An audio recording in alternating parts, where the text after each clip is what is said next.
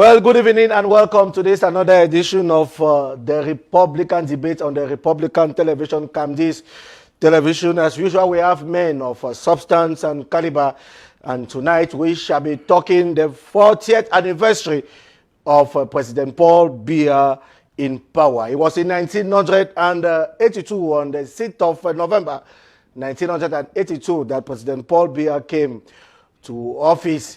And of course, 40 years after, we shall be talking the successes and the failures of the Biya regime. And equally, we shall be talking the issue of the Bafoussam Regional Hospital. Should a caution fee be paid before treatment? Professor George Eno Orok says patients have to pay a caution fee. And of course, we saw the reaction of the Minister of Public Health, Minister Manauda Malashi, reacted saying that treatment first before payment. Well, we have men of substance, as I said earlier. It's true that the 40th anniversary is on the 6th of November, but we are anticipating because we know that major events are actually going on throughout the national territory. For example, tomorrow Sunday, we shall be in Monatele for a live coverage in the Leke division to actually see what Minister Yeba Yisi is doing with the youths out there as what concerns the 40th anniversary of the CPDM party. I will begin with him. They call him Dr. Seseko Eyongta Joseph. Dr. Seseko.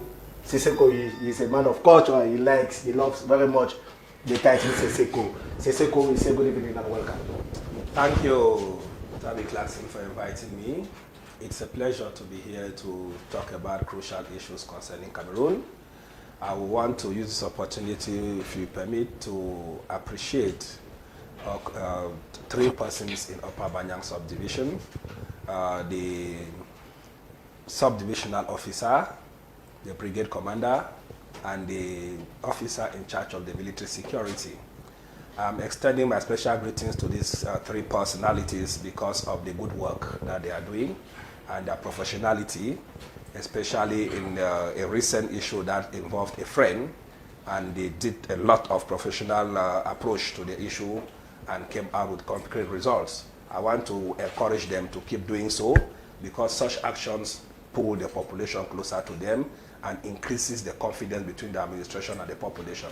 So special greetings to these three personalities, and I want to also extend my condolence, my condolence message to the Fotabe people who lost an icon this morning in the name of Professor Eno Tanjong.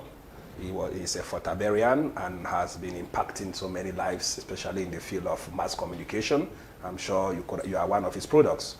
So we want to extend our heartfelt condolences to his direct family and to the Fotabe people. Once again, greetings to all those who are in the CPDM celebrating their 40th anniversary in anticipation. May the soul of the Prof.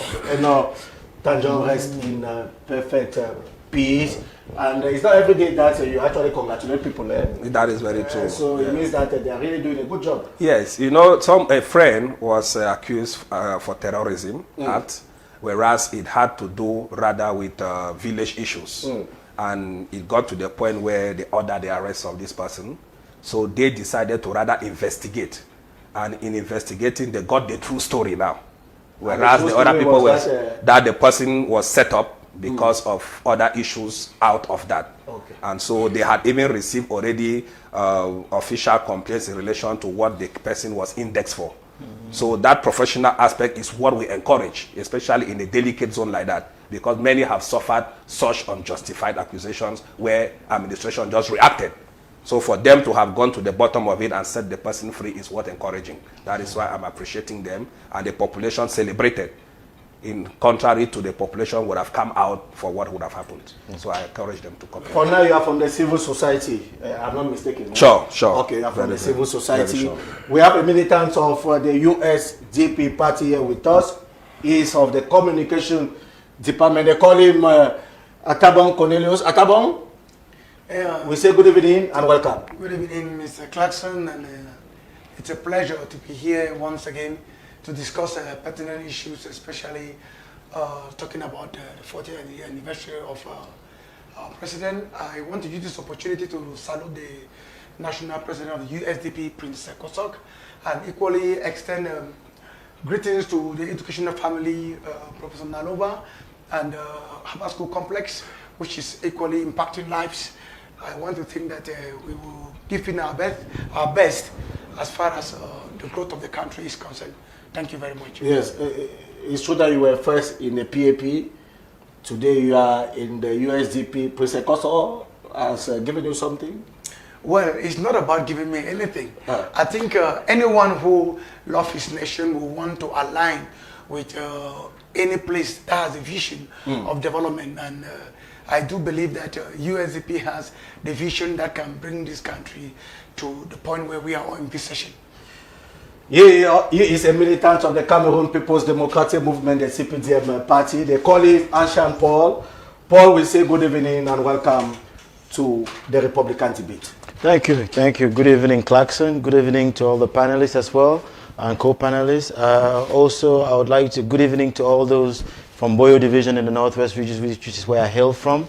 40 years of emblematic leadership, 40 years of rigor, 40 years of dynamism, 40 years of peace, notwithstanding the challenges that come with it. So thanks for having me. Thanks for having us on this platform, so we'll be able to discuss and exchange on some of the hot topics that concern. How is the CPTM? Are you proud to belong to that party?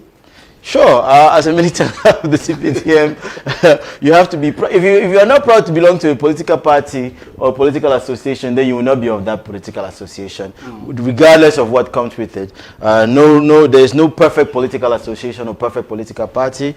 I think we are all in a movement towards a better Cameroon, and there's no perfection. But every day as we move forward, we strive to be able to make sure that we can do better. I don't know whether he is a sympathizer or he is close to the CPTM, but they call him, of course, Enshaw Are. Enshaw, good evening and welcome. How are you today? Good evening to our viewers, good evening to my co-panelists, and it's always a pleasure being on set to discuss on pertinent issues concerning our country and beyond. I asked a question if I'm a militant of the CPDM party or a sympathizer. I'm not a militant of any political party, never. You have never been close to the CPDM? I have friends who are in CPDM political party in the highest level, but I've never been a militant of that political party. Well, we say thank you for coming. Without any waste of time, can we have our first topic on the screen? We are talking the 40th anniversary of President Biya to power, lessons of a leadership.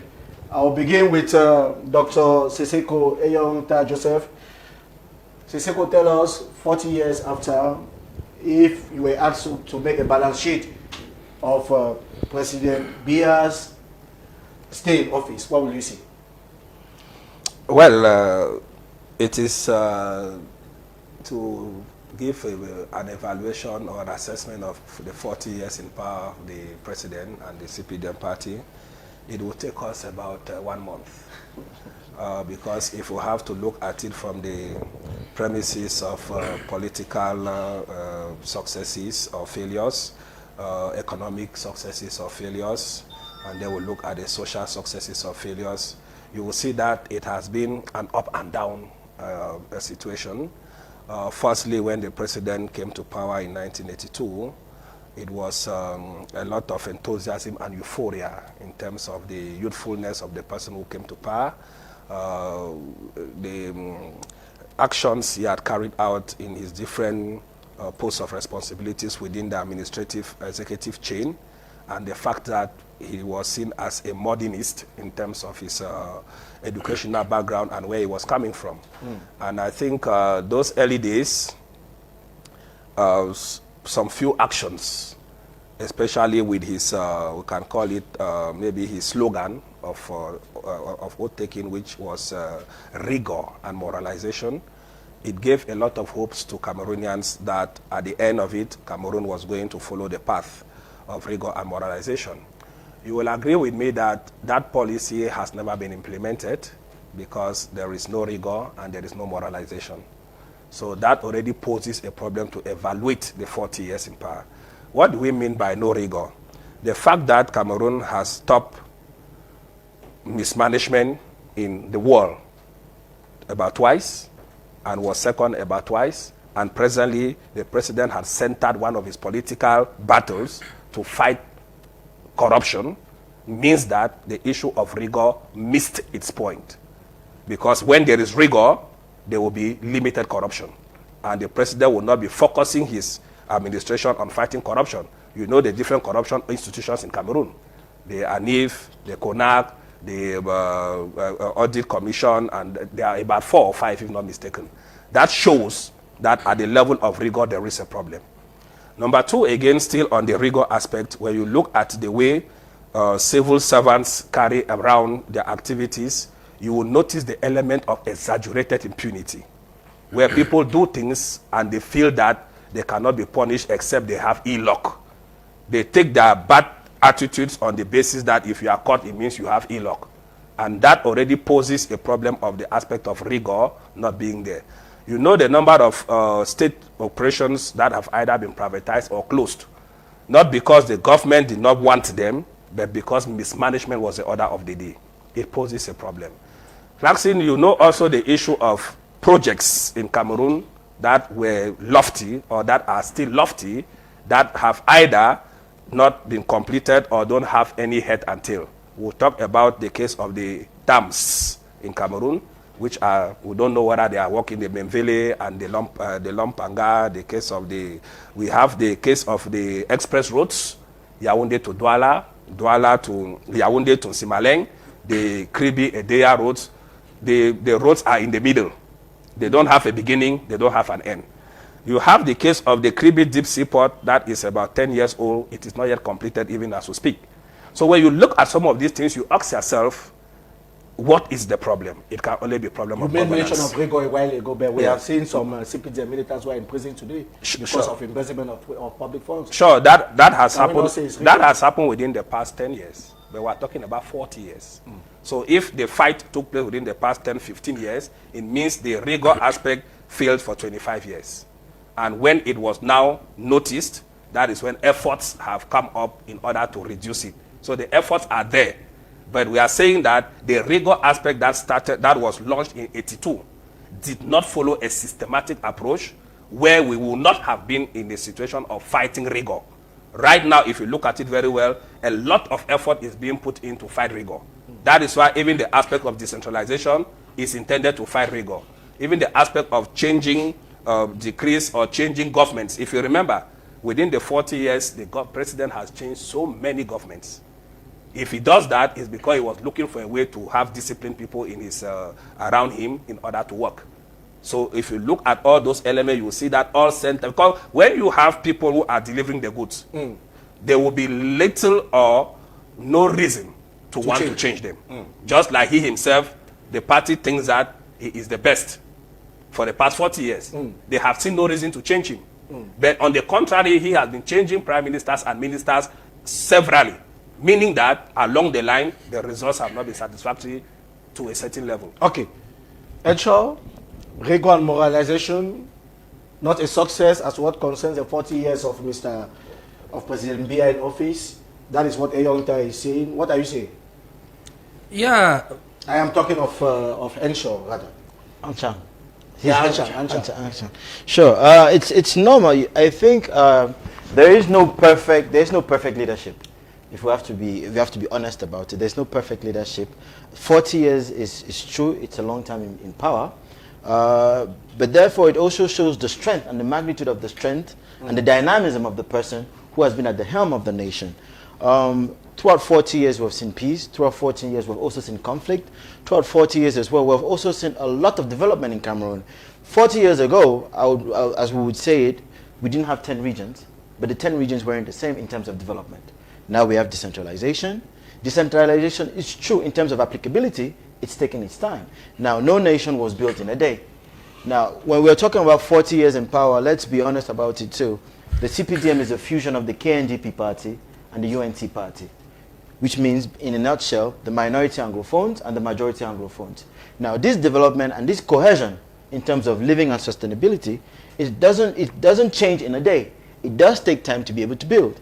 Now we're saying 40 years of power, 40 years of dynamism, 40 years of a head of state who has been always vigilant, always listening to Cameroonians, and notwithstanding the political climate and political changes, has always been the ear of the people. Now, from the 90s, where we had the SDF, where of course it's normal, there was a shift, a political shift, where we left we went to plurality of political parties. Is it a success of Mr. Biya? It's a geopolitical shift. It's a success. The return of multi-party politics? The return of multi-party, of course, because to be able to usher in multi-party politics, the head of state has to be for it. He ushered in multi-party politics. Hence, there were alliances. The UNDP party made alliances with the CPDM party. So, I mean, in terms of multi-party, he ushered in multi-party politics. Now, if you want to question whether or not the opposition parties, they themselves have been able to be successful in their alliances, that's a different question. But in the ushering of multi-party politics, there is a need for alliances, for where people will meet together, where they can agree on a political tangent, to be able to agree, to be able to put a political, social plan to be able to be put forward. The CPDM has been able to be successful in doing that for the past 40 years. Are 40 years of Mr. Biya, lessons of a leadership, the ups and the downs.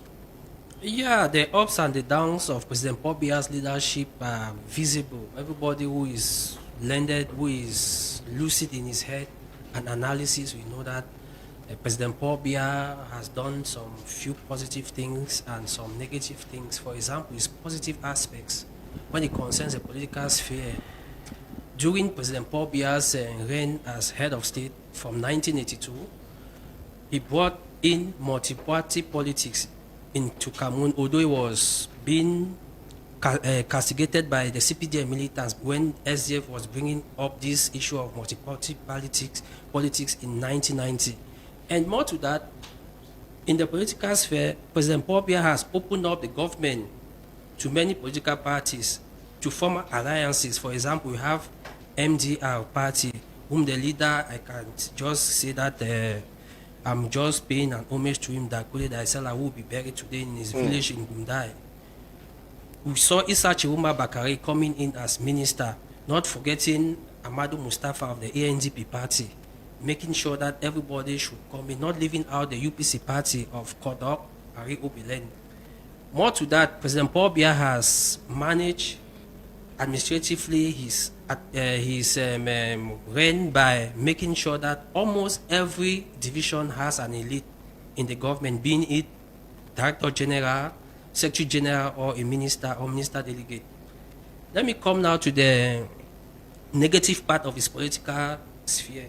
President Paul Biya has not been able to make sure that Cameroon, which was considered as a country of peace, should continue with the peace process. For example, for the past 12 to 15 years, we have been having crises.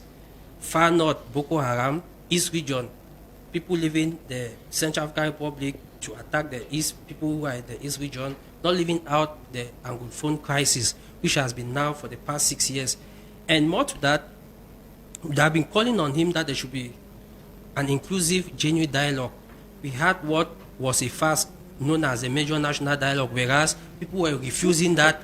Was it not a dialogue? That was not a genuine dialogue. It was a dialogue amongst those who were refusing that there's no Anglophone crisis. So it produced no result. That's why up to today, the Anglophone crisis is still persisting. Again, I continue in the economic sphere. When during the era of President Amadou Ahijo, we had many companies like we have Kmer. We had Kmer. It has been privatized. Selukam closed. PWM, Public Work Department, closed. We had our sanitary services. We used to move from quarters to quarters to make sure that the environment is clean to avoid pandemics and epidemics. It's nowhere to be found. More to that, in the economic aspect, we have seen that many of our partnership with European countries, some European countries have been shattered. For example, we have seen that the collaboration or the partnership between Cameroon and the US has dropped drastically. We go further by saying that We also had countries like Germany before they used to work hand in glove with Cameroon. It's no more like that. They are struggling to come back, but it's not moving very well. We go further in the social sphere. People are complaining about lack of basic necessities. Electricity is not more something which everybody can enjoy. We see that he has come out with what we know as delestage. There's blackout everywhere. It's not only in Cameroon that there is. Not only in Cameroon, but in Cameroon, we used to enjoy that amenity because we have many force and other sources of income. Like, for example, we had the power point in Ekona, which has been closed. More to that, we go now to the aspect of cooking gas. You see how for weeks, months, people have been scrambling to get cooking gas, which used to be sold for 6,500, but now in order to have it, you go through the black market, you buy it for 8 or 10,000 francs, which everybody cannot enjoy that privilege. More to that, we have seen that many people in Cameroon, especially, although we can say that to an extent he has given liberty of expression, but we have seen that many people who are against the regime are being sent to Kundengi or are being sidelined from the media. For example, you are against the regime. I'm not against the regime. I'm just doing a genuine analysis. I don't do partisan analysis. I'm just doing what is objective. I'm not against the regime. And whatsoever I'm saying, Cameroonians are not going to Cameroonians are not going to refuse the truth of what I'm saying. Okay, we are coming back to you. The time for us to have the opinion of Atabong. Atabong, 40 years on, the lessons of President Biya stays in power. Yeah, thank you, Mr. Clarkson. I think among the many merits already enumerated by other panelists, I think President Biya has also been able, or he did, put to rest the Bakassi issue that was worrisome to the Cameroonians. But I think if you want to put on the balance sheet, he has a lot of failures, which, as some other panelists said, we may not enumerate it in a day. But I will look at it just from this end. We will realize that the political or the development mode, the mode of development of the country is really slow. Between the early 80s when he came in and now, you will realize that the Cameroon has hardly changed in terms of development. You want Cameroon to develop like which country, for example? We understand that there are pockets of developmental projects scattered here and there. You will bear with me that 90 of these projects are still unfinished. And we will also understand that much of this money was paid out to the contractors who never did it, and nothing has been done. And Cameroon remains on the same place. Looking at it also keenly, looking at his government, he has tactically and carefully used the same people over the years, which is a major problem. People that you know. People, he continued to use the same people. You find ministers changing from one ministerial post to another. I think that if development in this country was supposed to actually move ahead, right persons with right knowledge should have been brought into right positions so that development could move ahead. We realize that we are talking about 21st century and Cameroon is still a serious underdeveloped country. Why? Because he doesn't have a vision of proper development for this country. And all of us have that in mind. That unless he actually move out of this, we cannot move ahead. Secondly, we look at Cameroon is how old when it comes to, as a country, Cameroon is how old? We had independence in 1960s. In 1960s. Cameroon is how old? We cannot compare Cameroon with France, for example. We cannot compare Cameroon with France. We can compare Cameroon with Nigeria. When we look at the trend of development, we who possibly got to development late, we are supposed to learn from those who already passed through that path. For example, development is a gradual process. When we look at the WW Restore, which shows that countries are supposed to pass through a series of processes to become developed, countries that have not yet gone through that developmental process can learn from the series of processes others went through in order to go fast. Reason why we have the newly industrialized countries that have refused to go through that pattern because they have learned the difficulties other countries went through and are able to skip by bringing in technological development. You bear with me, that there are few industries in the country that are employing Cameroonians. And today we find almost all the Cameroonians falling bush. Not because they really want to go out, not only because the out there is fertile, but because they feel uncomfortable in their own country. Not to talk about that.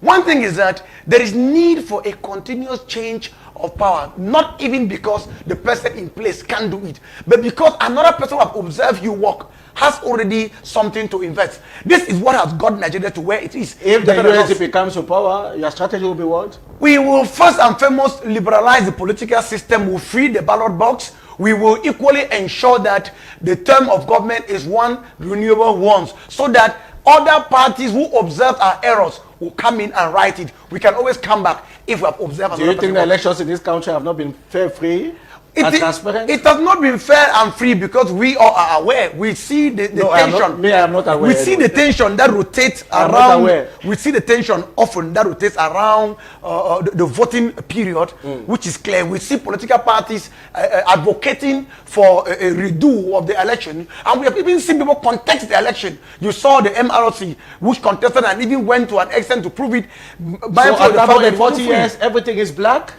Like I started, I said, among the several merits enumerated by other panelists, I added I want you to name 3 of them. Like I said, we have the resolution of the Bakassi problem. Yeah. That is one, which President Paul Biya has brought in. We have a developmental process which has been in, even though slow. We equally have the several the hydroelectrical power dams, which are today, even though the impact is not fair because we see pay high bills, but at least to some extent, there is something that has been started, that has begun. What we are asking is, since he's unable to finish it, he could allow possibility of other person to move forward. Before we take Dr. Ayong, yes, tell us, you just heard what Taban was saying. Do you agree that in 40 years, majority of what he has done, failures? No, of course, it's normal that the opposition and the critics be of that opinion. And in 40 years, there have been many numerous projects that are uncountable. Now, as to the application of the projects, of course, there's always a question as to how effective the applicability of the projects have been. I think Dr. Ta, my co-panelist, also talked about something on management, where we are talking about the levels of corruption and the institutional mechanisms that have been put forward to be able to fight against this institutional corruption, which is something that plagues the system in a whole.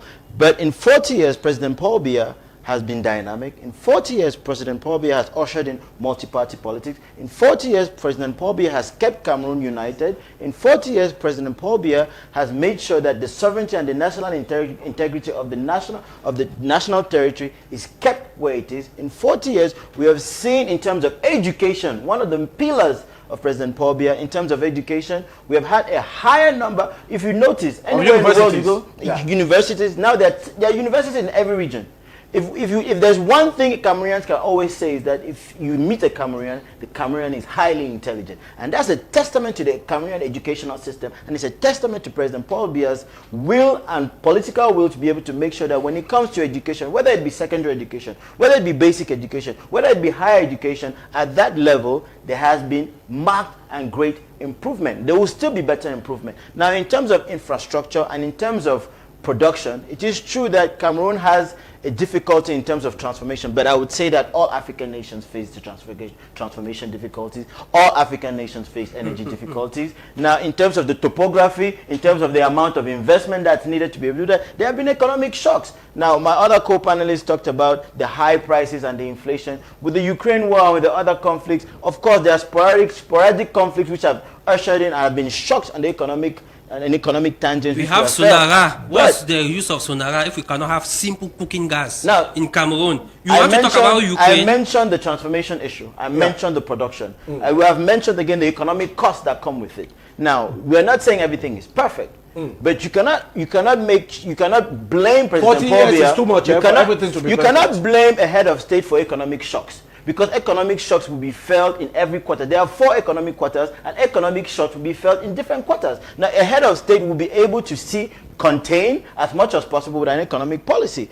But most African nations have felt these economic shocks. Most African nations have difficulties with transformation. Notwithstanding, we are not saying that that's the way to go, but we are saying that in 40 years, President Paul Biya's dynamism, his rigor, his moralization, even though in terms of applicability, the institutional judicial mechanisms are working hard as possible to be able to make sure that these particular problems are solved. Okay, I will ask Doctor this question.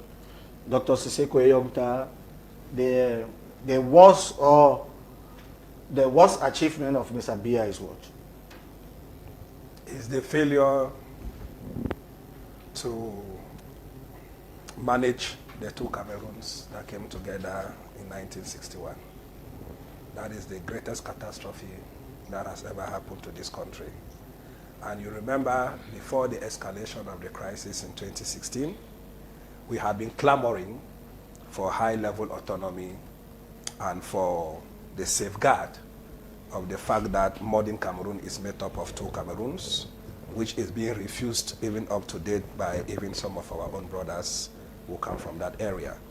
Because if you look at it very well, irrespective of the different excuses that can be given, the West Cameroon section of this country was supposed to be the platform of copy work for East Cameroon to grow in terms of this, the development and the governance system that they came with, in terms of the attitude of the people from the political tolerance that they came with, in terms of the approach to human relationship that the people came with.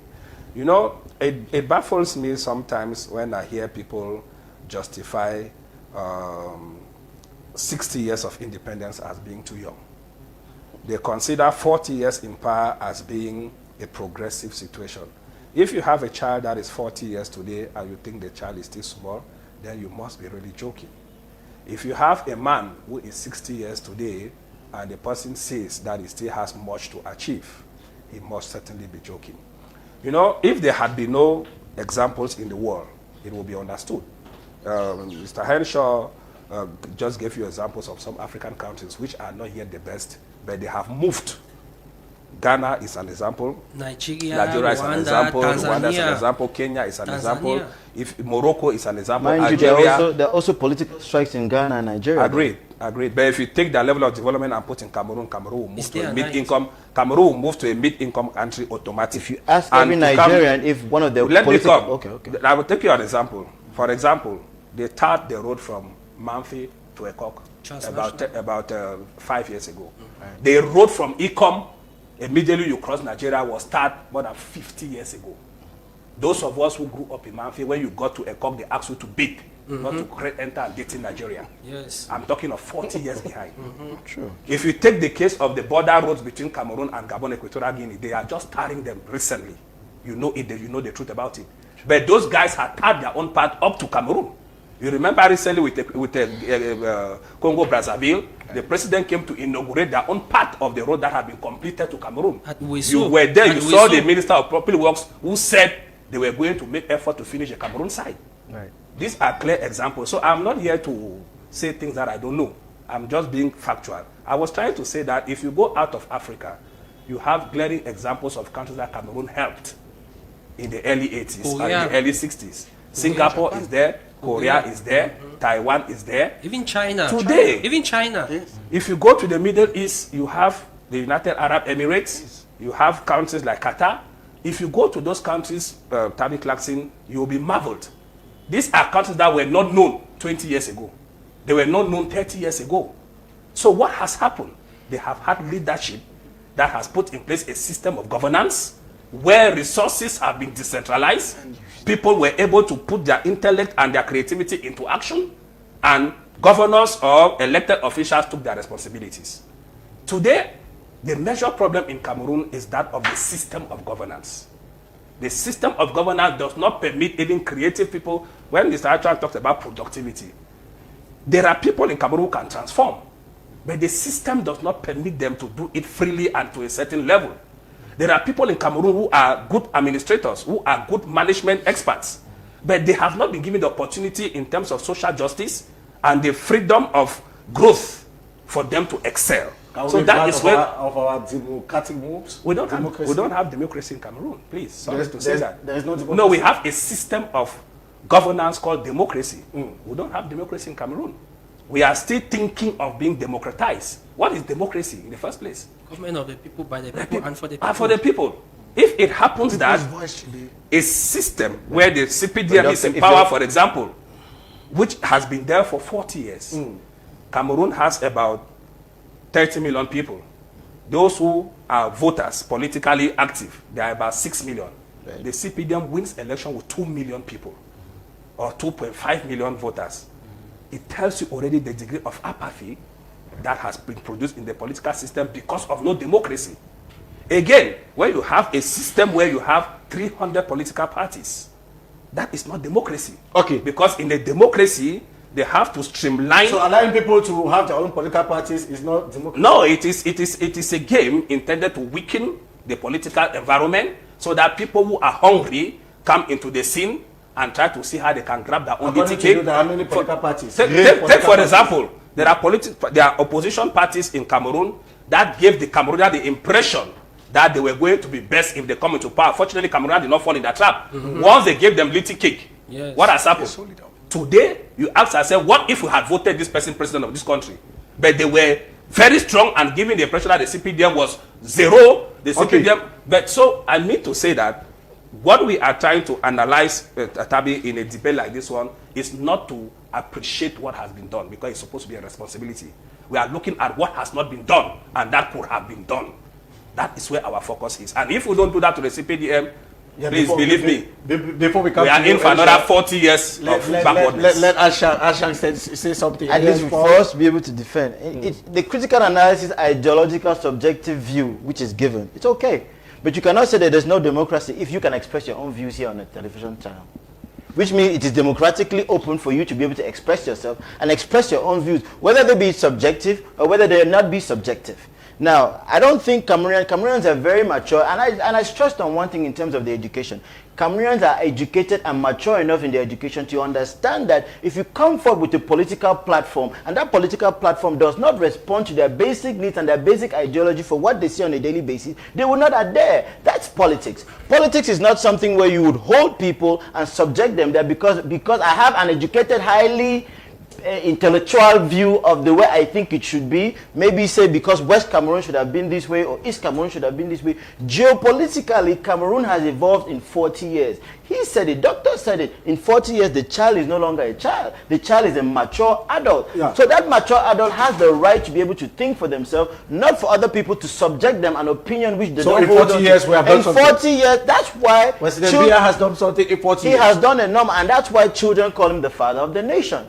Because in him they have seen progress, and in others they might not have seen the same type of progress, which will be, it is clear to be seen. Now, is it perfect? The CPDM party is not saying we're perfect. The CPDM party is not saying that in the transformation and the production there have not been mistakes. That if anybody can say that there is no political association or political party in leadership that can say that they are without errors, Doctor, no, of course it's wrong. Look at what has not been done. Well, of course, from a critical analysis, and it is welcomed. It is true. We should look at what has been done because in that political sense, the CPDM as well, if something has not been done, we'll take it into notes to be able to say that we shall be able to try to see if we can do better. But much has been done. But great has been done. A whole lot has been done. In 40 years. In 40 years, education, infrastructure, we have 10 regions, decentralization is there. We are calling on all the regional councils, we are calling on all the regional, to be able to take the impetus. When we talk about democracy, it doesn't just mean that you have to wait.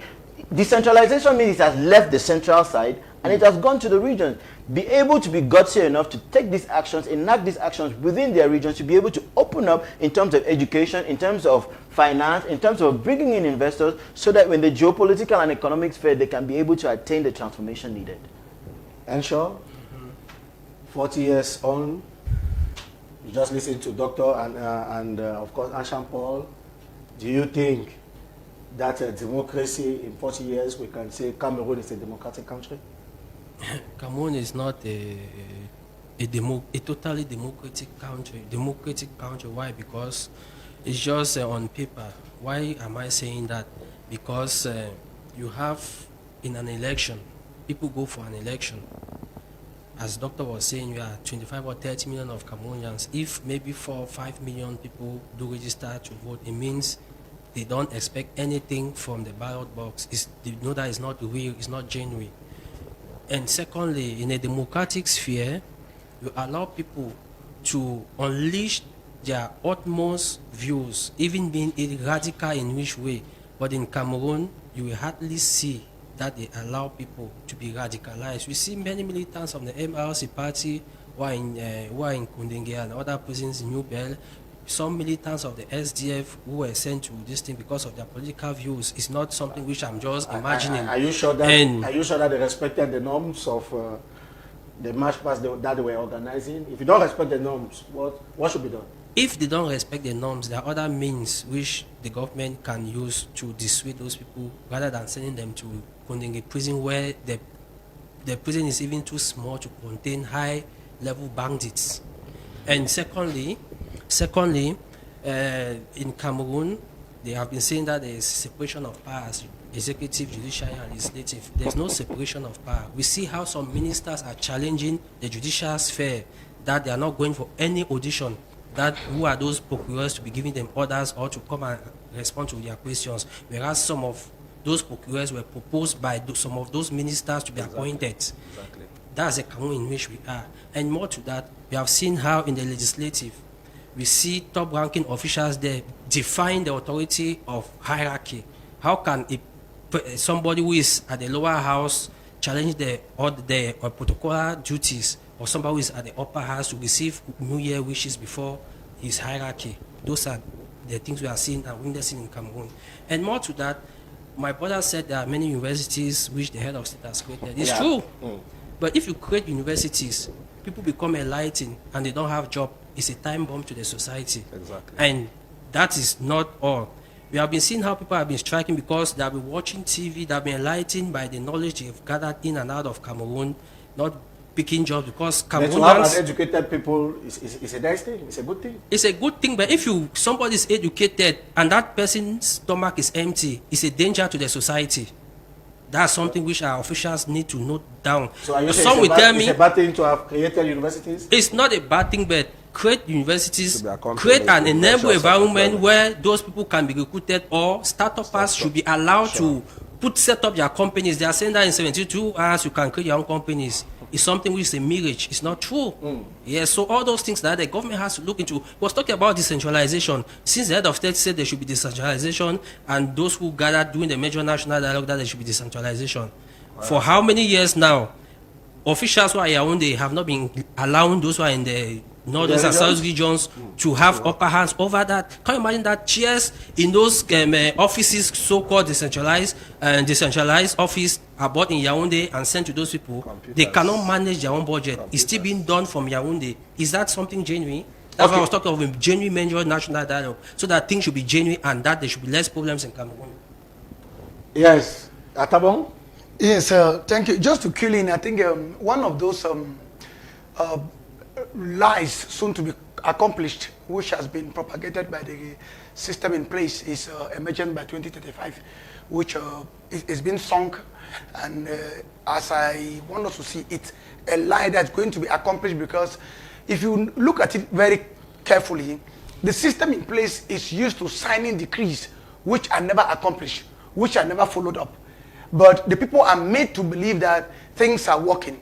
Let me take us back directly to what my fellow panelist was talking about, the major national dialogue, the decentralization, and attempts to resolve Anglophone crisis, which, if you look at it, what happened in Nigeria, the judicial decision to liberate Nnamdi Kanu by the Umuaha High Court, that is something that has never happened in Cameroon, where the judicial takes a decision against the state in favor of an individual because it is right.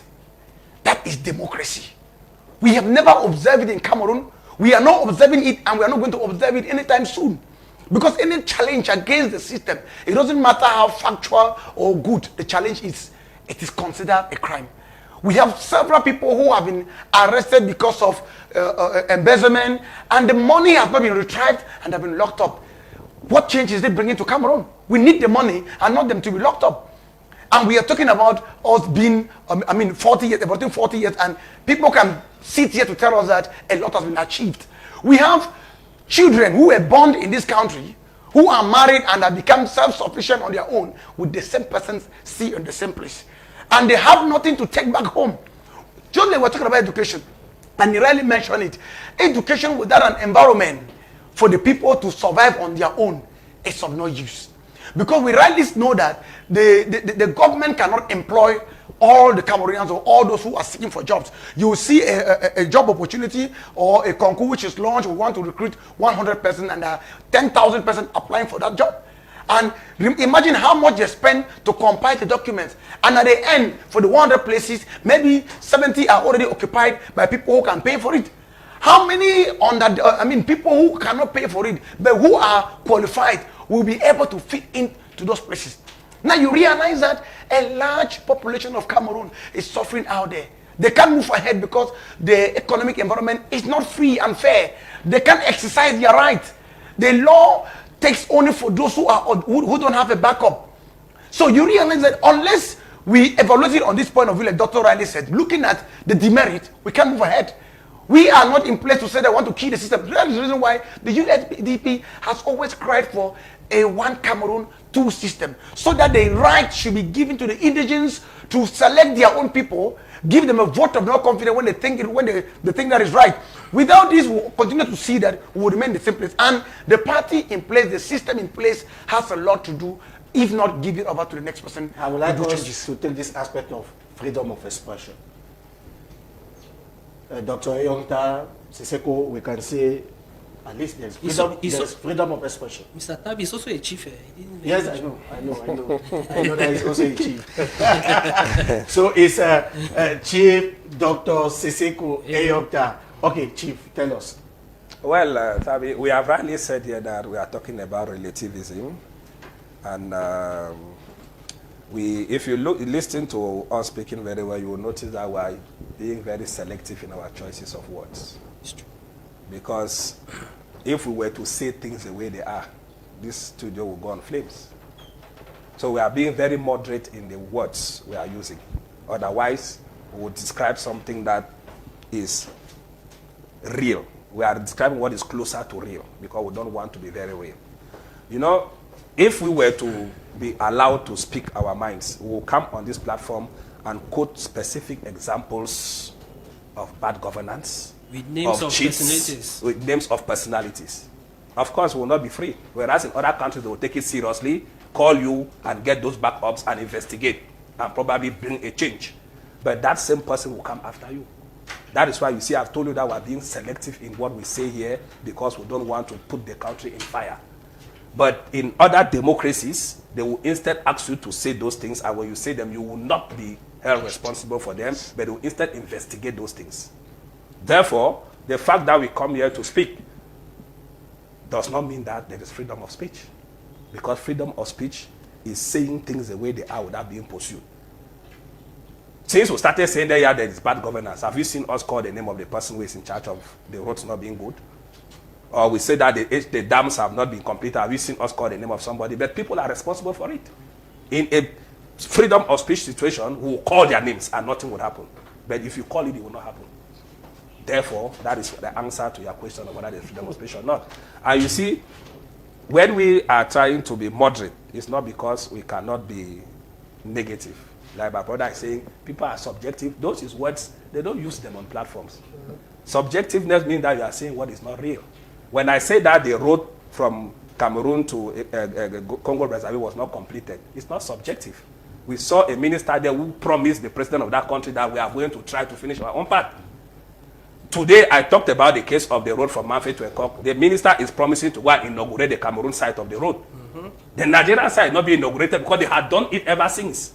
So we are not saying things here because we want to index our party or our brothers. We are trying to say that in terms of where Cameroon is, the quantity of human resources that Cameroon has, the quality of people that the CPDM had, like Mr. Anchan, they are supposed to take the country further than where they have taken. Mr. Anchan himself has a full potential, but he cannot tell me that he's giving the best of his. maybe he's satisfied, but I see him more than where he is. It's But true. if he doesn't want to grow, I will thank the government for pressing him where he is, and I would prefer they bring him lower because he's not ready I have to to go. answer. At least, They should transfer him like to Akwaya or to Ekundo Titi so that he goes and tests what other don't Cameroonians are send my going brother to. into the mouth of the lion. But he said, "Well, being subjective, I want to be practical now," so that he cannot argue that one. If he goes, who is going to defend the party and the regime? He's one of the rare persons defending the if you regime. allow me, agree with you. if Chief, if you allow me to be able to respond, Yes, it's as okay. if you will allow me to be able to respond I to will. Mbe, I will. At least I will tell you that even ahead of state, the president of the party is one of the most insulted persons in Cameroon. Sure. If you just go on social media, and first of all, we all know that when you grow up in Cameroon, if you grow up in the English region, if your parents came home and there was no money, they will say he's the head of state. So you cannot at least say that there's no freedom of speech. So we can. That's an anecdote to be able to at least say I that. said relativism. No, there's no problem. It's So if you don't take that aspect, maybe you are biased. No, I'm not biased. I'm giving you a reality and pragmatic reality, which is not subjective, which is a reality. All right. And when I talked of subjectivity, it was related more to the ideology and your feeling that there is no democracy. Okay. So I felt that it's subjective because I think we have to be in geopolitics. You have to be cognizant of certain things. There are some regimes that are conservative, and there are some regimes that are liberal, whether you like it or not. And there are some societies which are conservative, and some societies which are very liberal. In the sense that we can say that in Cameroon, if you come with some type of social endeavor that there should be gay marriages, in Cameroon, that's something that would not work. But in other societies, if you come with it, in Gabon, it was approved in parliament, and there was no fight against it. So it's one of those things where we're talking of the relativism, we're talking of the subjectivity of it. That's what we're actually relating to. But in 40 years, President Paul Biya has done a lot. He has done a lot in 40 years. It's true that we are concluding on this topic. Maybe a message to send out to those watching us 40 years after. I'll begin with you, Atabo. 40 years after, what is the lesson that we can take back home?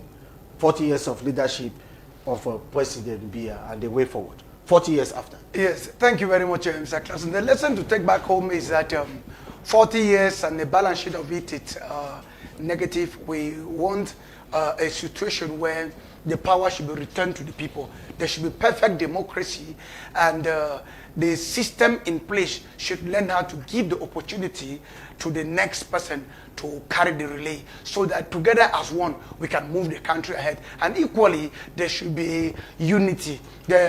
We should equally ensure proper development and ensure that the Anglophones as well as the Francophones live together, not just living together, but that they have right to their resources, they have right to the decisions that are taken, and they have a voice to anything that happens in the country, so that together we can move Cameroon ahead. And also to say that if these things are put in place, we will be able to move Cameroon further ahead within 5 years than what has happened within 40 years. How old are you? I'm 40. You are 40. Yes. At 40, you have achieved many things. For sure, if I haven't achieved many things and you are in Cameroon. I'm in Cameroon, and you see, it's not everyone who relies on the government to survive. Some of us who already know the system in place started working hard from childhood. And I can say thank to my father, thank to my personal effort, and thank to people who were not in government, who saw me and gave me the opportunity to grow. I am whom I am. Because even in USA, you will find people who have not succeeded. Yeah. And if I've succeeded here, it's not only thanks to the government, it is thanks to my personal Maybe the government provided the enabling environments for you to succeed. If the government has provided the enabling environment, I wouldn't be where I am. I am satisfied to be where I am because of my personal effort. If the government has given me the audacity, I would have been impacting life better than I can do today. Okay. 40 years after, the advice that you are giving, the lessons to take back home, ensure? I'm sending out a message to President Paul Biya that it should come out. It should be more vigorous in his way of administration, because there has been a lot of laissez-faire. By the time people are even saying that people have been embezzling, cheating, and the rest, he was saying, "Où sont les preuves?" And by the time those proofs were, the things were already worst. And I'm calling on him to open his eyes wide. Was it a bad thing to ask proofs? It wasn't a bad thing, but it took so long, whereas the country was already decayed. That's why I'm saying that he should be more faster, proactive and active in his method of administration, because nowadays people are very smart in stealing and doing other funny things, and he's the one who is accountable to the people, not those ministers. He's the one, everything good or bad goes to President Paul Biya.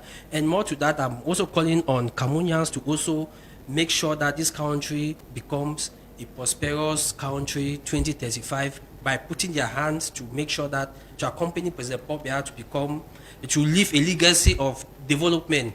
You know, everybody, one person cannot do everything alone. Two hands tie a bundle. That's my take-home message. Well, Ansha Paul, the lessons to take home today, 40 years after, what are you telling the President of the Republic? What are you telling Cameroonians watching us at this moment? As a member of the CPTM party, I cannot tell the head of state to tell the president of my party. I think it's a collective political association. I think the head of state gives guidelines. I think he's a dynamic leader. He's a father of the nation. I think I'll just give a quote of the example when he was with the French president. He said, you know, the electoral period probably is in 2025. By then, we would know if he would go to the village or if he would actually stand for himself. So I think it's 40 years. This is a mandate that he's trying to be able to finish. We're in mid-mandate. As my co-panelist... Elections are coming up in 2025. 2025. My co-panelist, Mr. Orok, talked about some of the managerial difficulties. We're moving forward. We're asking for transparency. There is transparency. And the judicial institutional mechanisms are actually going to do their job. And so that those who are in government, there is a decree just Is like... the judicial system free?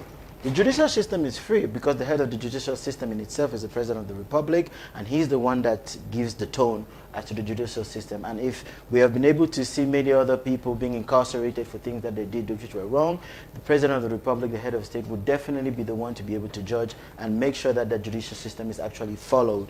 And I think the process is in place, and I think that people should not just be agitated and that political witch hunts should be launched left and right, because I think that for the serenity of the nation, despite all the conflicts that we do have, it's important to be able to step aside from political witch hunts and be able to go, as to my brother, my co-panelist Arak said, two hands to be able to make sure with the father of the nation, the children of the nation, we can be able to build a solid nation. Yes, Dr. Eyong, your last word on this first topic, the lessons to take home? Well, I don't really have any advice to give because I have not been paid to do that. If they pay me, I will tell them what they have to do. The only worry I have is the inability of the system to put in place its own constitution full-heartedly. Leadership is all about governance. Governance is all about social justice and the independence of the other arms of government. Once these two things are not in place, any other thing that is done is simply like a chicken without a gizzard. And so I would say that as much as Cameroon exists as a country, it is not different from an egg without a yolk. So if they want to do things better, they should find the yolk of that egg that is Cameroon. They should find the gizzard of that chicken that is Cameroon. Eating a chicken without gizzard as a traditionalist will mean I'm not eating chicken. If they want the details, I can be given that later on.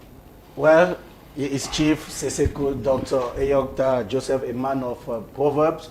We are now moving on to our second topic of the day. The second topic concerns the Bafoussam Regional Hospital. Should a caution fee be paid? We are taking Atabon. We are starting with Atabon. Should a caution fee be paid before treatment? Because the decision was taken by the director of the regional hospital in Bafoussam, Professor George Eno Orok. You are Bumbo, of course, I didn't say.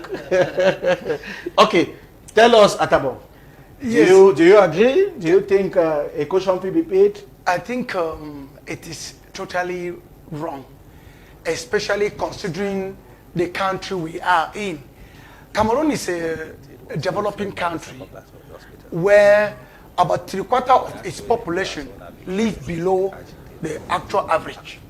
They are actually poor. And when you look at one of the necessities of the country is health. When the health of a country is below standard, that country is bound to be underdeveloped.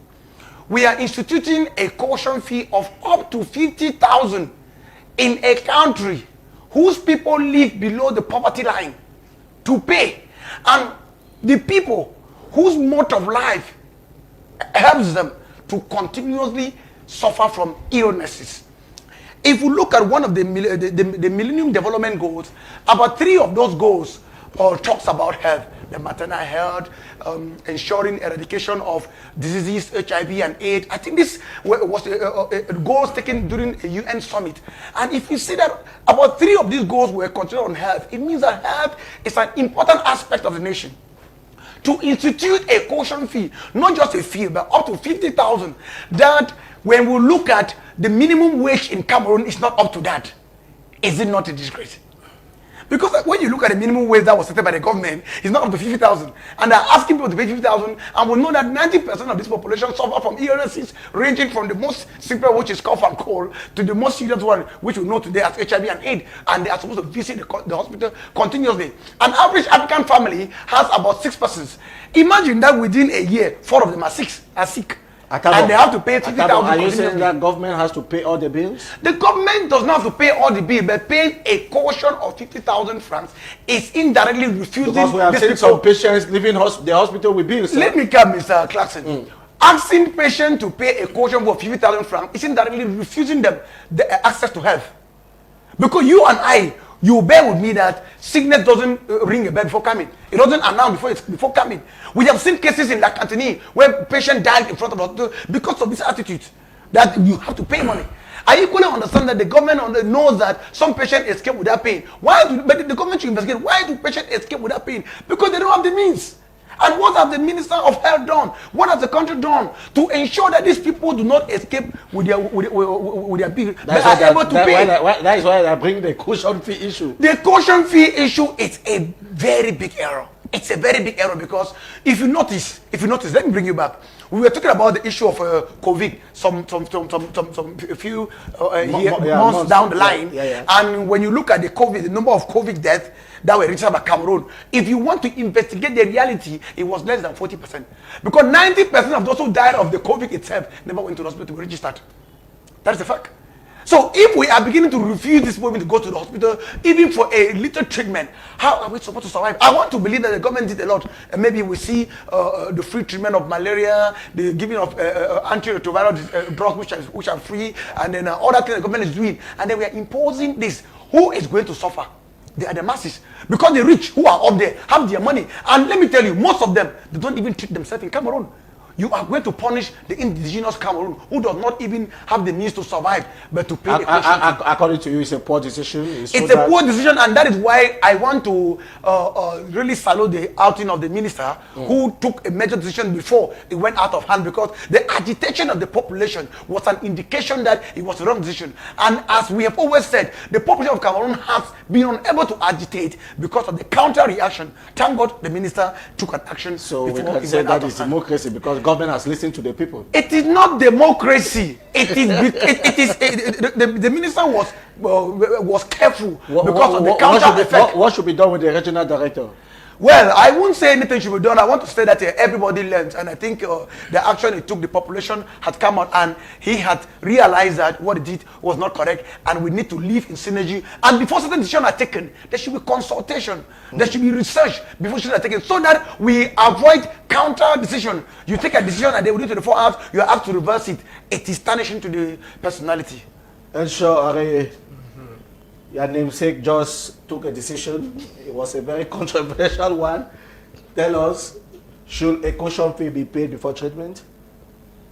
Before answering that question, I want to paint the man Professor Eno Orok Enonchung George, because many people don't know him. They are just beginning to talk about him due to this scandal in the Bafoussam Regional Hospital.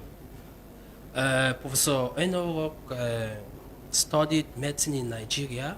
When he came, he first worked in Akmaya, where he used a razor blade to operate somebody and used the thread which they used to braid hair to stitch somebody, and the person has been living till then.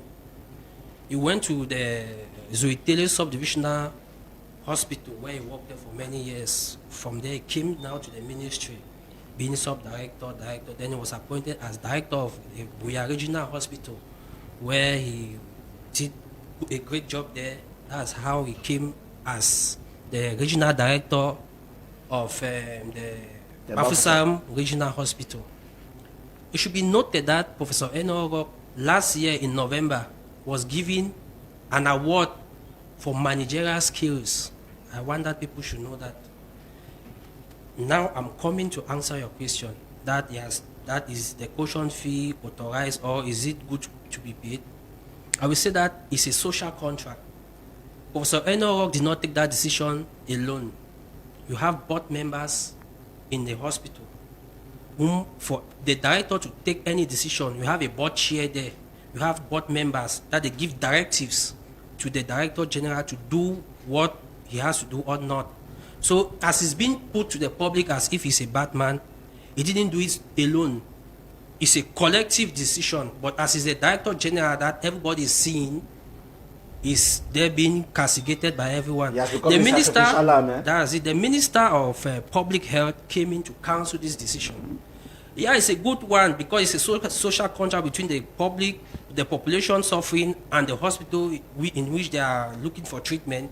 But that same minister also, they impose upon hospitals to give quotas, yearly quotas every year to produce an amount of money. And you have medical doctors, you have nurses also waiting for bonuses from their hospital because it's going to boost their salary, which they don't have too much salary. So people should not make Professor Eno to be look like if he's a foolish person. He's a well-trained person. And there's also one thing, he's a first pathologist from the English-speaking region. That should be noted. Because people just say things, they want to just blackmail the man because he's doing a great job. They want to bring in somebody else. They cannot succeed with this type of scheme. He's a professional in all domains, being managerial skills, I'm giving all the facts, not because it's my namesake. I'm giving all the facts. People can go on internet and verify. People can go closer to those who know him very well, and they will say the same thing I'm saying. Dr. Ayongta, you equally followed that news. Caution fee be paid? Well, you know, we have a political system again and governance system, Mr. Anchang and his people, where they throw people to public verdict. If you were to listen to his own part of the story, we will not even be debating the story here. He will be laid to rest. If the minister did a counter sign, it was to counter what he signed. But after the report that the minister received, he knows that what was done is the right thing. But since he knows that public hospitals have a certain way of functioning, he had to do something. Why did he not take that decision when he was in the same type of hospital in the Southwest? In Biya. He was in the same equivalent status of hospital. Why did he not institute that decision? So why has he instituted it in Bafoussam? Number two, it is not his first year to be in Bafoussam. Why was the decision not taken last year, the year before? So if we can answer those questions, then we will know that something happened that led to that decision. Tabby Clarkson, if you go to any hospital and you have malaria, the treatment takes about 5 to 6 days. The minimum you can spend in a normal clinic, I mean a small clinic, would be at least 40,000 francs. Nobody goes to any hospital in this country without holding some money in your hand for the first emergencies. There are hospitals in this country that you go there is no cotton, there is no alcohol, there is no syringe, there are no globes. When they give you their prescription, you will see their globes. I'm not joking. I mean globes, they sell those things at 100 for a pair. They will put their globes, 5 pair the gang. They will put their alcohol, that milliliter. They will put their plaster and everything. Do you want the nurses and doctors to get it from their cupboard and do what they have to do? We have to be very serious.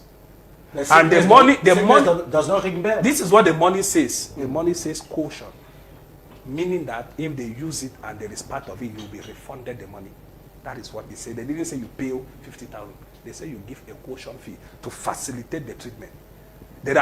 When they even say 50,000, I doubt what type of caution they are talking about. There is no person who can stay in the hospital for more than 3 days and spend 50,000. It's impossible. Go and verify.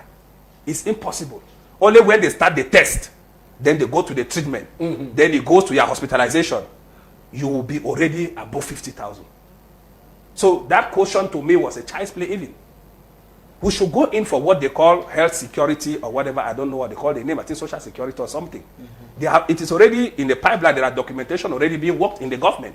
This is already showing that it should be hastened so that it come into effect, so that the well-to-do can assist the less-to-do, because that is what it's all about. So it was a good decision? It is a good decision to facilitate The people who functioning come of to the the hospital. The hospital has pharmacies.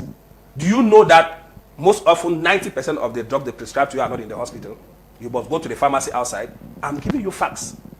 Because they have the generic drugs, basic drugs that can assist with immediate effect. But when the illness now goes to the proper treatment, when they prescribe you go to the pharmacy, they will take the ones that are there, they give you. And they are always cheaper compared to buying those same drugs outside. So if they want the hospitals to do their job well, they should equip them. They should give them pharmacies that are like the ones outside. Trust me, the problems will be less. Because you can go and caution in the pharmacy and take those drugs and come and give for your patient to be treated, and then you know how to pay them. So we have had situations here where people have been held in the hospital to dry clean or to do some cleaning job before they can pay their bills. We have had cases where people have written to them because the hospital have social departments where if you have serious problems, you can go to them and write. They investigate the situation, then they can give you a certain quota, they can reduce it. But it is so complicated to go through the process. Okay. So I want to think that if Cameroonians have to be healthy, the Minister of Public Health should take responsibility and stop putting nurses, doctors, and those health personnel at risk. It's like having a principal in the school that needs teachers. Teachers have not been transferred. He institutes PTA in the school to recruit PTA teachers to teach the children, and they tell him he's doing a wrong thing. How would they teach those subjects that the teachers are not there? And if the parents have to reivindicate, they will not look into whether teachers are there or not.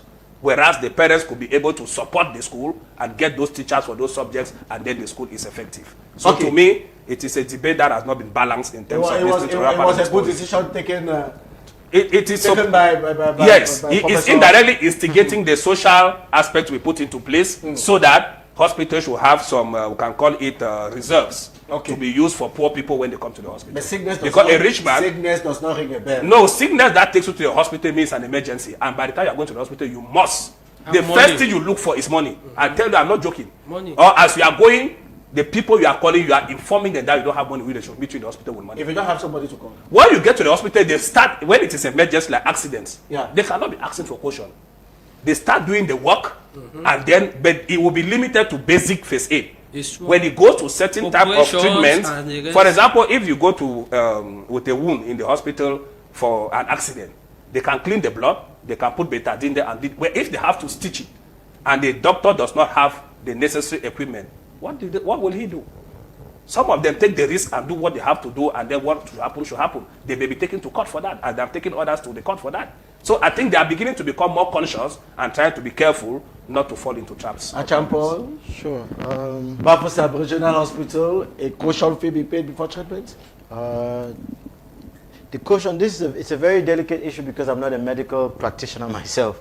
But there are so many aspects that come into it. I think as some of the other co-panelists have enumerated, my co-panelist, Mr. Henshaw, talked about the Director General himself in terms of the person, as a medical renowned practitioner who was in Biya himself and never had any problems. I think Dr. Sissoko has also mentioned the fact of the caution, which is more of the insurance issue. We are getting into the insurance issue, the medical insurance issue. I think the Minister of Public Health has begun discussions as to a global public health insurance, but the insurance issue is very delicate, because when you're paying insurance, you also have to rely on private sector medical practitioners to be able to give you that insurance, and insurance you have to also pay. Now, I think as to the caution, as he was rightly saying, maybe it was equated to the initial expenditure which you come into the hospital, and maybe that cost needs to be reduced to a certain level so that it could be able to, so that those who don't have that amount of money, you know, they can deposit the little they had, and maybe later on they can complete it, because the term caution itself, that's what it is. It's just a small fee that you pay, but that fee you will be reimbursed. at that side. But as someone who, in terms of administration, I know that there's a medical insurance. There's a global Cameroon medical insurance that has been put in place to be able to make sure that when you go towards the hospitals, whether they be public hospitals or they be private hospitals, if you have an insurance, based on the type of insurance you have and how much the quota you pay on your insurance, will determine the type of healthcare treatment you'll be able to be given. Now, this is a debate that has to go in. I think last parliamentary session, the Minister of Health was in front of the Parliament, and he gave some of the arguments as to that policy. I think maybe we might be actually getting into that zone, so that directors at the medical facilities will not be faced with this very trifecta factor where there will be a social and media political witch hunt onto their personalities, as opposed to just them being the medical practitioners and administrators that they are. Yes, it's true that we still have something like 9 minutes before we conclude the program this evening. And I would like us to conclude on this issue. You were making mention of the fact that sickness does not ring a bell. And that it was a very poor decision on the part of the director of the hospital. Well, I think as we've listened, like we rightly said here, it's something that is somehow complicated. And like I said, sickness does not announce before coming. But just like doctor said, if you look at it, what he said is very correct, because these hospitals are often very poorly equipped. And he rightly said something. Whenever I go to the hospital, you are given a paper and you have to go and buy, purchase virtually everything for it to be done. We understand that. And I think this problem, like we are looking at it, it's the problem coming from the system in place.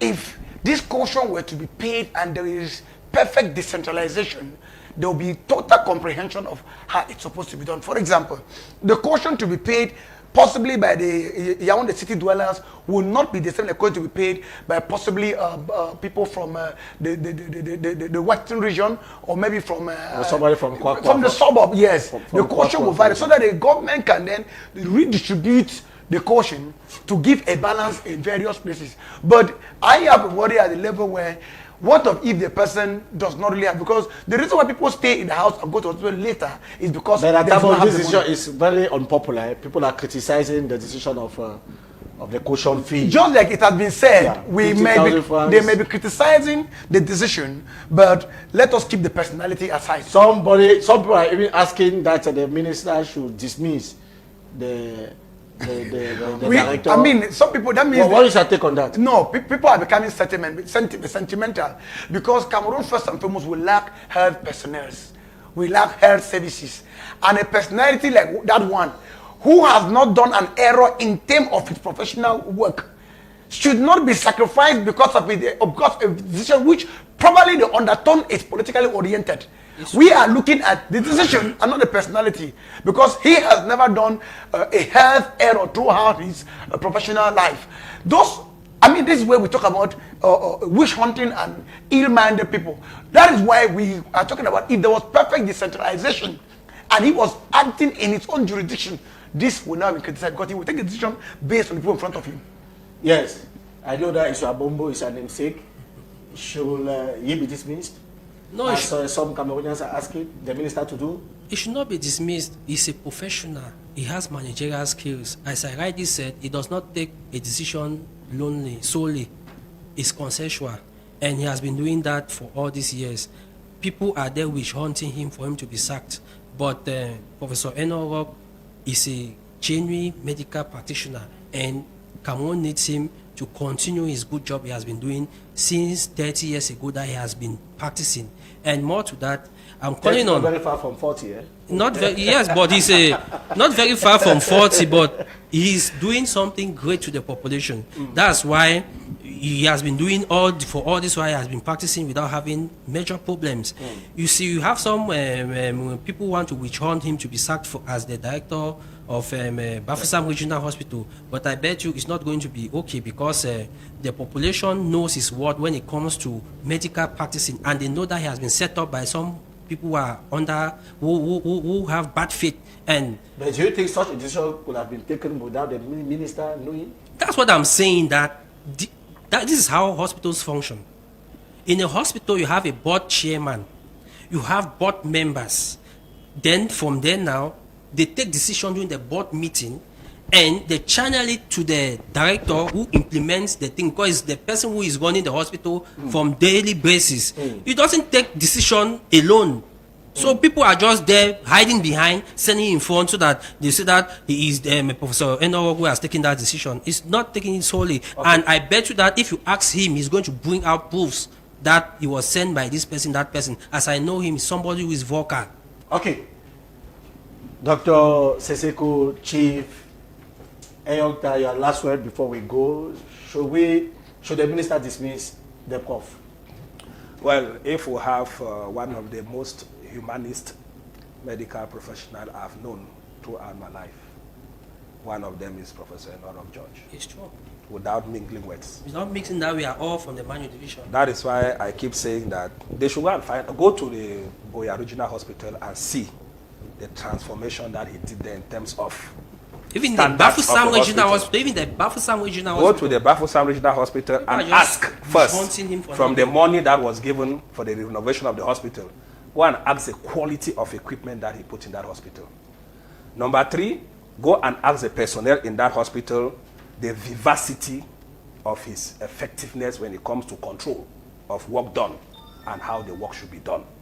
I've had situations where I have met him in the hospital when he was in Biya, and he signed people to be liberated from the hospital without paying.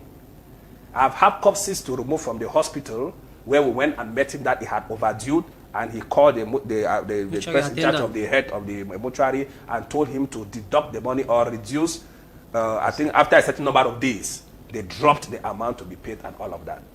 So now that he is almost not too far from retirement, to the best of my knowledge, it is now that he will want to look for caution fee and whatever it is.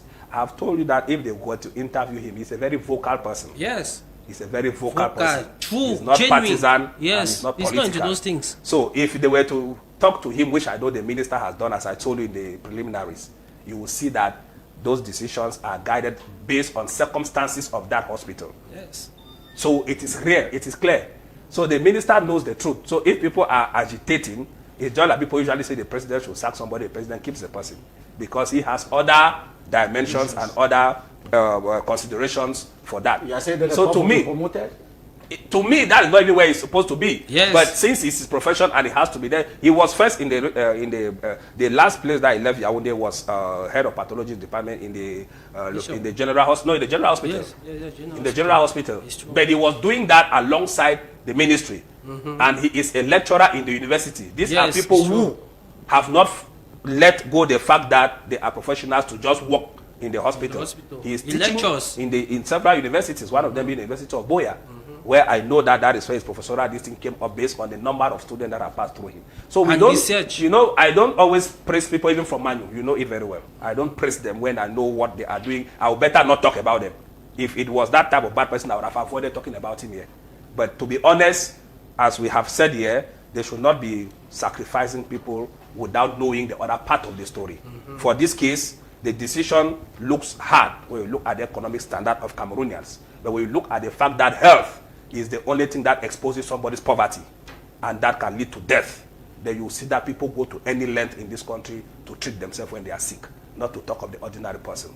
So to me, the hospital just need to be given the facilities that they need to serve Cameroonians. Cameroonians will not mind paying any amount to get that treatment. I like the way Anglophone puts it, la santé n'a pas de prix. Exactly. Health doesn't have a price. And we say thank you for coming, gentlemen. Maybe a word again on the 40 years. It's okay? Atabo. No, it's okay. we wish the CPDM a happy celebration. But we pray that they use the celebration to reflect on their failures and not to capitalize on their successes, because that is their responsibility. Whatever they have succeeded in is their responsibility as a leading party. Now they should concentrate on what did not work and try to improve on those ones to win more Cameroonians to their side. Yes, Ashan. And also making a plea to the head of state, President Paul Biya, and the Secretary General of the CPDM political party, that they should learn to use youths in their political party as well as administration, because they have innovative ideas. those people who are of age can be there just to give advices because they have wisdom. When it comes to the intellectual and part of wisdom, the youths are there. They should make good use of them. Okay. The last word we are going happy fortune to my political party, and definitely I think also I just want to be able to let all Cameroonians know that when you're with the CPDM, it doesn't mean that you're against any other political ideologies that people share on this platform. So you could understand that this multi-partisan politics that Paul Biya, the President of the Republic, ushered in, we are sharing it and we will grow with it. And in the 40 years of the CPDM, there are more things to be able to be done. It's not the longevity in terms of critics, but the longevity in terms of how can we move forward together. Today there is freedom of speech, freedom of expression. We can be happy with that. Today there is democracy. We can equally be happy with that. Today Cameroon is one and indivisible. We can equally be happy with that. We are all the same sons and daughters of the same republic. It's on this note that we put an end to this, another edition of the Republican debate on the Republican channel. Then we say, may the Almighty God continue to protect and to bless the Republic.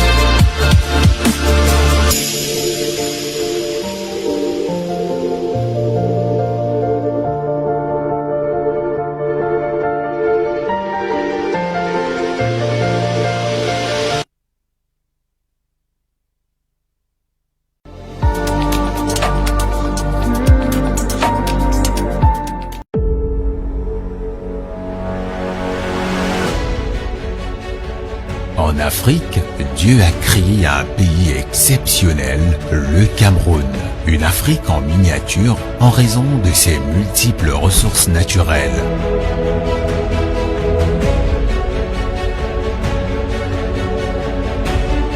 Mais le Cameroun, c'est également un pays qui a doté le monde de talents extraordinaires. Des fils et filles qui, bien que loin du pays, font la fierté de la terre de leurs ancêtres.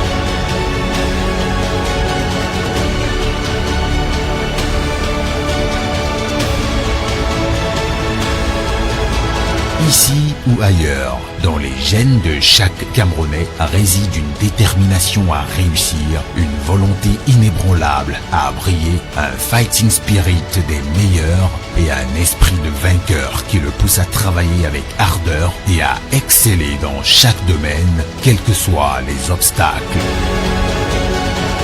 C'est ce que j'appelle la Kmer excellence. Célébrons l'excellence camerounaise.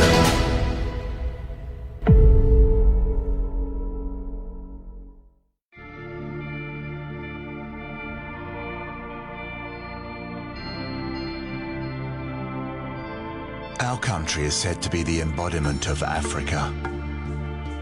Across the center, from north to south, from east to west, its more precious treasures are its men and women. We are all different. Still, we all share the same feeling. We are proud to be Cameroonian.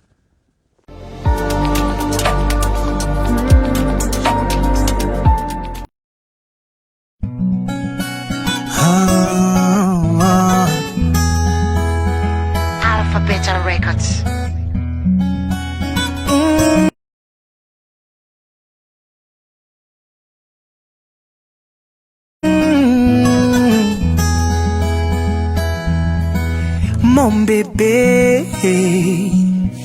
Mon bébé pour moi, ma chérie, yeah, yeah. Ma chérie pour moi, baby I'm not afraid, oh, to give you my heart, oh, and I know go fail.